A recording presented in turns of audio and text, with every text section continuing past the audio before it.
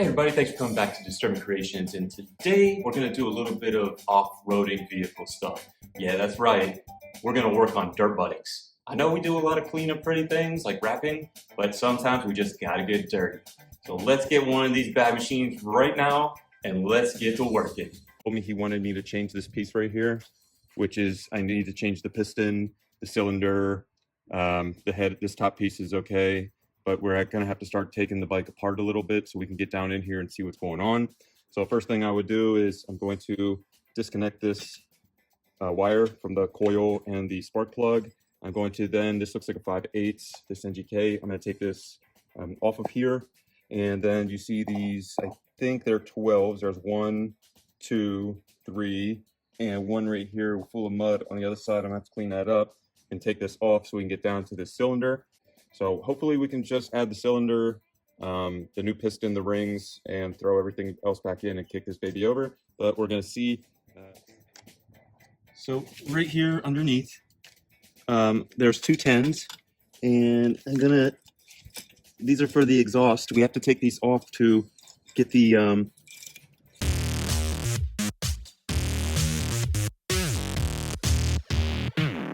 trying to get one out just so you guys can see it. Oh, there it is. So that's the exhaust. That's the exhaust bolt. It's a 10.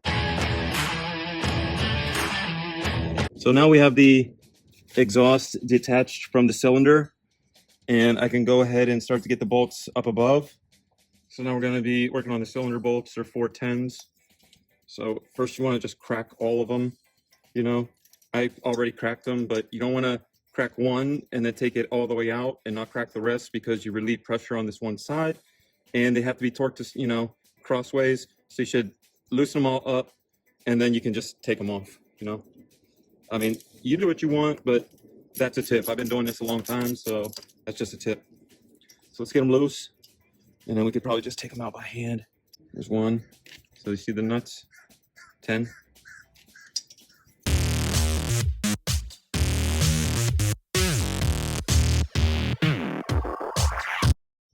Okay. Well, that whole one came out. That's rotten on there. The whole thing came out. So we have new bolts for the new cylinder, so we're gonna be okay with that. This one did the same thing. This one, the whole unit came out. So we're gonna take this piece off. So we have replacement for this, and it's okay if it's a little dirty because it's 2-stroke. It's got oil mixed in with the gas in the combustion chamber. It's a little different. So we still have 2 studs stuck in here. This is the little gasket for the head, or the top. So we're gonna fix this as well. So then now that we're here, we're just gonna shake the cylinder, try to work it out. We don't want to mess anything of the engine up. So just give it, you know, it's coming, you know. There it is. So here's the cylinder, and just by eyeing it up, I can see scratches in it, like the rings are tearing it up pretty bad. On one side it's catching, on the other side it's real smooth. So I don't think the rings were filed correctly, and they were bulging on this side. So here's our little piston and our rings. That piston's got a lot of carbon on it. So I'm gonna get up in here with a pair of needle nose pliers and pull this little piece out. So there's a piece of metal that goes through here, and it's a bearing. It looks like this. I'll show you the new one in a second. And I got to go ahead and pinch these 2 pieces out. I got to get a pair of needle nose pliers, and I'll be right back to show you how to do that. So I'm trying to remove the ring in here. There's probably a special tool for this, but I don't work on enough of these baby bikes to buy it. So we're replacing all this anyway. So we're just going to pull it out. And this is what the little ring looks like. I know it's hard to see. So that little tab that sticks in the middle, that's what you just grab to push it in and push it out. So when it goes in, it'll bend in a little bit. That's why the hole's here, and it'll pop. Then you can push the bearing through the other side. So I'm gonna get my little pick. I'm gonna try to push the bearing through. I might have to get that other piece out that's connected. Looks like it's coming, but it's just really really stuck in there. All right, I'm gonna pull that other piece out of the other side, and then I'm gonna pull this bearing out for you. So I'm trying to get this rod bearing out right now, right here that connects to the piston, and it is really pressed in there. So I have a tool that's the same size that's supposed to push through, and you tap it on the hammer, but it's hitting against this, so it's kind of hard. So I'm gonna try to show you how. Can you see it over there on the side?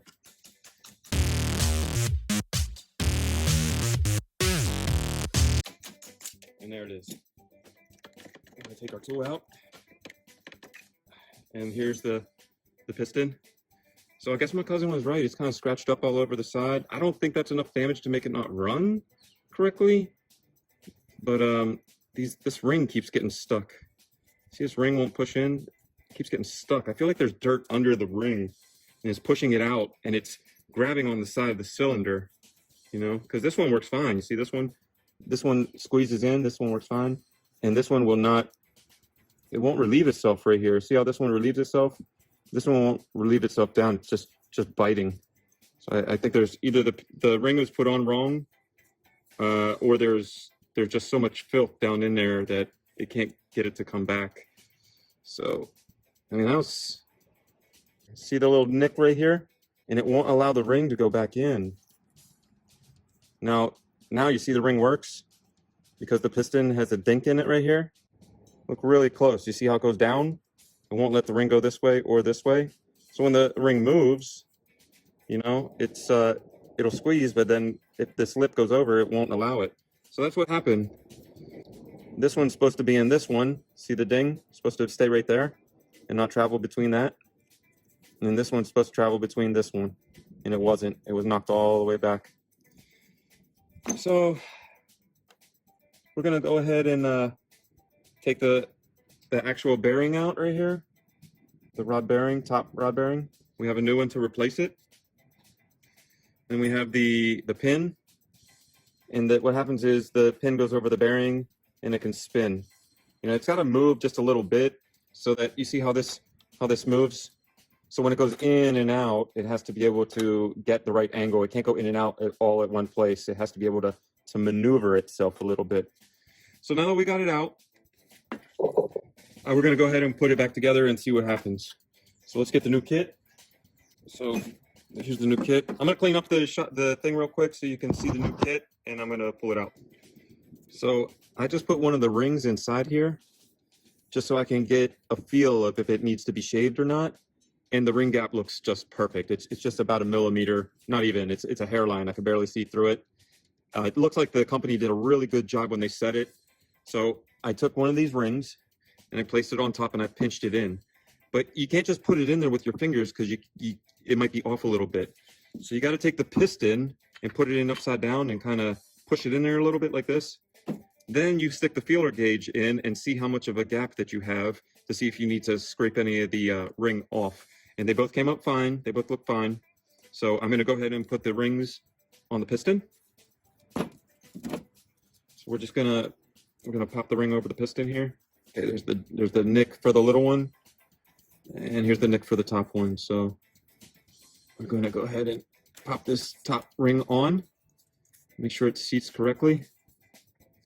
When you're doing these, you have to put the open end up. So see how it's tapered? You have to put the open end up. The open end will allow the ring to compress more. You see how the bottoms touch, and then that little piece goes in between. If you put the ring on upside down, you're gonna mess it up. So then we're gonna do the ring on the bottom, but we gotta look at it and make sure we're going from the bottom up. And let's find the tick marks here. So we're gonna go from the bottom up. Gotta be real easy, careful with these. Real careful with these. And there it is. Sorry, I was getting grease on it. So now we have this one around the tick mark where it's supposed to be, and we have this one around the tick mark, but it keeps moving.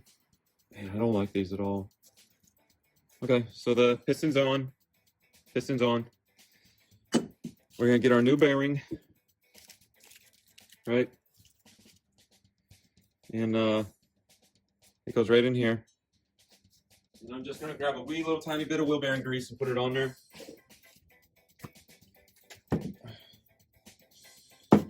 So like a pre-lube grease. I'm gonna pack it down in the rollers here. That's why I wear the gloves. So I'm just gonna pack it down in, pack it down in. I don't want it all sloppy. I just want, when you first turn the bike on, if this doesn't have any oil on it or grease, then it's just metal on metal. I don't want to fry it. I mean, I'm doing all this work to put it in, right? So it goes right in there, flat. See?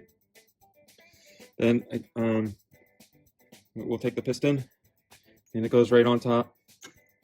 You know, or it will. I have grease on my hands, so I don't want to keep touching that stuff. So, all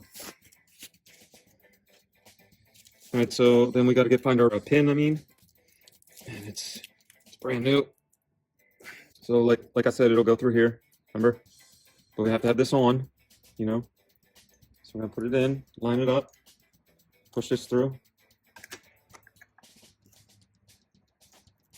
It only goes on one way, so if you don't get it, you don't get it. So you see how easy that one went in? I pushed that one in by hand. I had to use a special tool to knock the other one out. I shouldn't have to do that. That was burned up.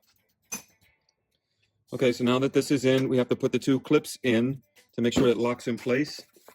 And they gave us two clips. Remember the little clips? I showed you how to get them out. So these are going to be little buggers to get in. I know it already. You know?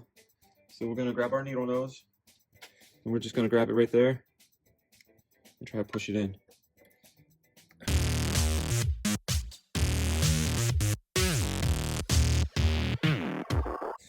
I still don't got it in, but it's almost there. So I gotta get this last piece on the bottom up. Let's just do it with the screwdriver. All right, so now that I got the two replacement pins put in, I'm trying to get this cylinder on, but you have to squeeze these rings in to be able to push into the cylinder. So I'm having a hard time like anybody would. I got the first one on, but then we're gonna try to take the pick and push the ring down so we can get it in there. And just kind of, you know, we're just gonna play with it a little bit, push it while we're holding pressure on it the entire time. So now I got the gasket on, I got the cylinder on, I pinched the pieces. If I hold it, I can see that it's working just fine. It actually sounds great, you know? So I'm gonna open the other gasket and put that on. And we're gonna get the head here. Now this only goes on one way, so I think the bottom piece goes down. All right. And then we're gonna go ahead and put those new bolts. So we got studs, but I couldn't get the other two out, so we're gonna go ahead and put these studs in.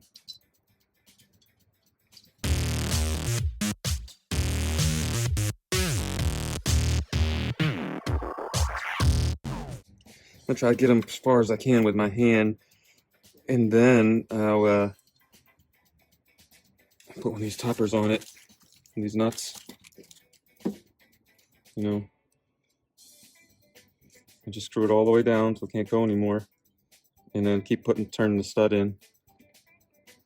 You know what? I'm gonna do it with an old one. So let's save this nut so we don't mess it up, and we're gonna put an old one on to tighten it up and get it in. If we mess the thread up all the way down here, we're never going to use it, and we're not going to use these bolts anymore. And you see how it goes right in now? By hand. And that's a 10, so we're going to give it just a little tight. See what happens, you know?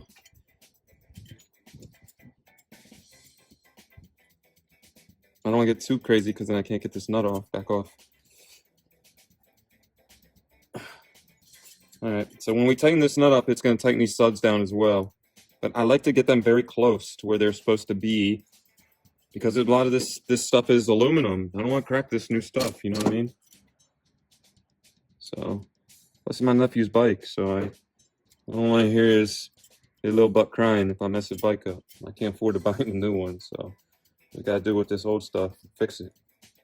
That's how we do. Our studs placed. And I'm gonna put this in. And we have 2 more studs that I'll get back to Sean that, we don't need. We're gonna put the cap bolts back on. I'm only gonna snug them because I have to look up the torque spec, and I don't want to tighten one side down without getting them all snug, because if it cocks to the side and it's aluminum and it's cocked to the side like this, and I try to push this side down to straighten it out, it could crack or it'll strip a bolt. We don't want to do that, because then you're just making yourself more work. Who wants to do that? So I'm gonna go ahead and tighten these up, find the torque whatever spec, and get the spark plug back in. And then after it's all done and we're ready to put it all back together, I'll show you what it looks like with the spark plug in, and then we're gonna go ahead and kick it over. Okay, so now that I got all the 10s, the 410s put back in and the top on, we're gonna put the spark plug back in. I'm just gonna put this crappy one back in first, because I just don't. I want if something happens, I'd rather it happen on this bullshit spark plug before I put the new one in. I know I'm getting sparks, so he can do whatever he wants with that spark plug. He can put it in or whatever when it comes down. So we're just gonna take the 21 and give it a little snug.